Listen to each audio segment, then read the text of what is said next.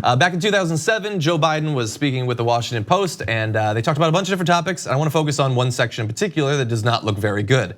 So they said at the time, again, 2007, after a lengthy critique of Bush administration education policies, Biden attempted to explain why some schools perform better than others. For instance, in Iowa as compared to Washington, D.C. And here's what Joe Biden said. There's less than 1% of the population of Iowa that is African American. There's probably less than 4 or 5% that are minorities. What is in Washington? So look, it goes back to what you start off with, what you're dealing with. When you have children coming from dysfunctional homes, when you have children coming from homes where there's no books, where the mother from the time they're born doesn't talk to them, as opposed to the mother in Iowa who's sitting out there and talks to them, the kid starts out with a 300-word larger vocabulary at age 3. Half this education gap exists before the kid steps foot in the classroom. Where'd you get it from, buddy? Where did you get that information from? The 300 words thing? Just all of it. You talking to me or him? No, I got it from the Washington Post. You got it from the Washington Post, as it was said very clear in the graphic. Where does Joe Biden get it from? I don't know. The 300-word thing in particular, I don't know. Oh, it's very obvious where he gets it from, just like his gut, and his gut is racist.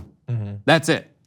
Yeah, well, I mean, look, certainly advancing stereotypes. Yeah, that's it. But that is the racist aspect of it. It is using this stereotype that he doesn't get from anywhere. He's just saying things. And it's based on this inherent understanding he feels he has. His instincts about America are racist. They are, all right, guys, it's just me, Joe, you, let's hang out. Black people, they don't take care of their kids. We do. Iowa, on a homestead, close your eyes, look out as far as the eye can see, it's just corn and whites, and that's good.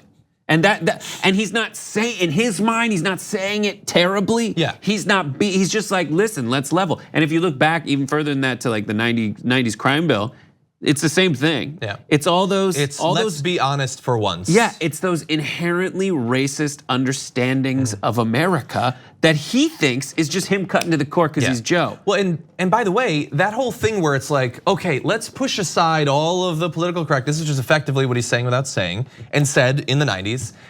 That's the same exact thing that Republicans do. That's what the politicians do. That's what, like that's the Dave Rubin, Ben Shapiro thing. It's like everybody else is being fake and not acknowledging the truth. We're the ones who are brave enough to admit that all of the stereotypes we believe about minorities are probably true. That's what they say. And he is. I'm not saying it's the same exact thing, but I'm saying it's the same sort of thing.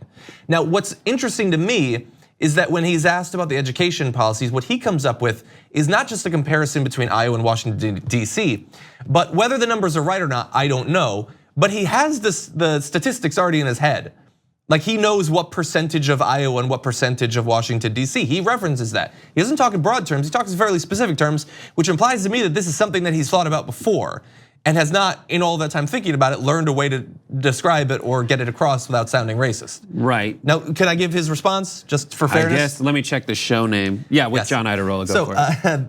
So the Biden campaign moved quickly to clarify his remarks in a statement saying, this was not a race-based distinction, but a discussion of the problems kids face who don't have the same socioeconomic support system and all that implies, nutrition, pre-K, etc., entering grade school and the impact of those disadvantages on outcomes. But black people are worse. Do we just agree with that? Yeah, I mean, look, the thing is, I don't go that far. I don't think that he's sitting there thinking that that's what he thinks. I bet he was smiling when he said it and it was charming and folksy or whatever. The whole interview probably was. Yeah, I agree with that. He doesn't think that he's talking about it in that way, but he is talking about it in that way. And we all have these biases that come about from where we were born and what we were exposed to and all of that stuff, but it is on us, the onus is on us, not on everyone else, to move past that and to understand where we're coming from.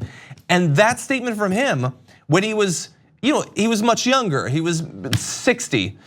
He was a young man, a ripe young age of 60, hasn't done that. And we're supposed to believe that in the 10 years since he finally did? Maybe, but he's got a lot of splaining to do about this, honestly. It's just with Biden, it's the big give up. Like that's what it is. It's the big give up. It's like, listen, Biden's gonna take us back to a place where at least people were inherently racist in their framing of their heuristic approach to America in quiet, in secret, in their homes. As opposed to, it almost felt like we were having a conversation for a minute and then it got really weird and racist at Trump rallies. Yeah, exactly. Yeah, exactly. Let's just go back to people like Joe being a vote killer. I don't want to have to start the show with racism at a Republican rally and then close it with, is our candidate gonna be, I mean, obviously better in that area, but 100% better? No, probably not. That's not what I want. Banal racism versus overt. Exactly, I don't like either.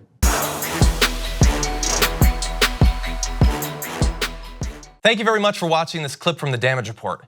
If you liked it, don't forget to subscribe to this channel and ring the bell on YouTube to get notifications of our new videos. And of course, you can catch the full Damage Report live every weekday at 1 p.m. Eastern, 10 a.m. Pacific on TYT Network on YouTube TV.